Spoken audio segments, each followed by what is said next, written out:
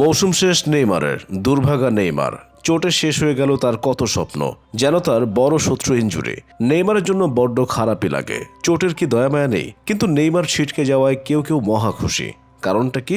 এই কেমন নিয়তি? এত সুন্দর প্রতিভা কুরে কুরে খাচ্ছে ভয়ঙ্কর চোট। ক্যারিয়ারে এতবার চোটের কাপড় খেলেন নেইমার যে বহু গুরুত্বপূর্ণ টুর্নামেন্ট তার অংশ নেওয়া হয়নি। এবার তো পুরো মৌসুমের জন্যই ছিটকে গেলেন এই ব্রাজিলিয়ান তারকা। নেইমারের ডান পায়ের অ্যাঙ্কেলে লিগামেন্ট ঠিক করতে অস্ত্রোপচার করাতে হবে। অন্তত 3 থেকে 4 মাস তাকে মাঠের বাইরে থাকতে হবে। অর্থাৎ চলতি মৌসুমে নেইমারকে আর মাঠে দেখা যাবে না। চোটের কারণে মৌসুমটাই শেষ হয়ে গেল। কি আফসোস তার জন্য। নেইমার সমর্থকরাও বিশ্বাস করতে পারছে না কিভাবে কি হয়ে গেল। আসলে নেইমারের সামনে আর কোনো পথ খোলা নেই। অ্যাঙ্কেলের চোট পুরোপুরি সারিয়ে তুলতে তাকে অস্ত্রোপচারের পরামর্শ দিয়েছে পিএসজির medical staff.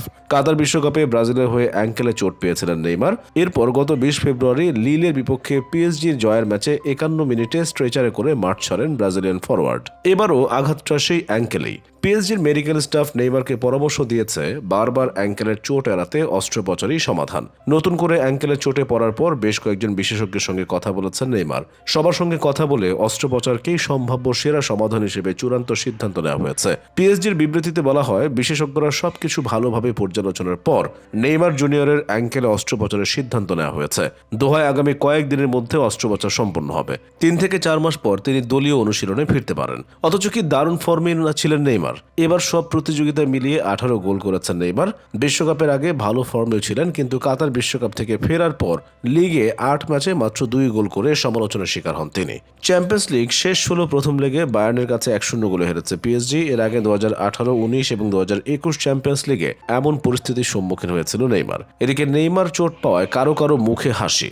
Bordeaux, AC Milan ও বার্সেলোনায় খেলার সাবেক ফরওয়ার্ড দুগারের কথা শুনে তেমন মনে হবে। ফ্রান্সের হয়ে 1998 বিশ্বকাপ এবং 2000 ইউরো জিতেছেন তিনি। ফ্রান্সের হয়ে 55 ম্যাচে 8 গোল করা দুগারের আরএমসি স্পোর্টের সঙ্গে নেইমারের চোট নিয়ে কথা বলেছেন। নেইমার চোট পাওয়ায় পিএসজির কথা ভেবে আনন্দ লাগছে। আমার মতে ক্রিস্তফ গালতিয়েরের জন্য এটা অপূর্ব এক সুযোগ।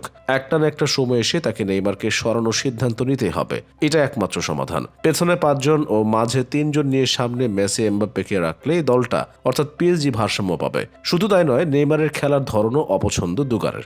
বিরক্তি এতটাই যে বিশ্বের অন্যতম সেরা এই ফুটবলারকে দুগারে মাঠে দেখতে চান না। তাকে অর্থাৎ নেইমারকে দেখাটা আর সহ্য হয় না। ড্রিবলিং থেকে তার আচরণ সবকিছুই অসহ্য লাগে।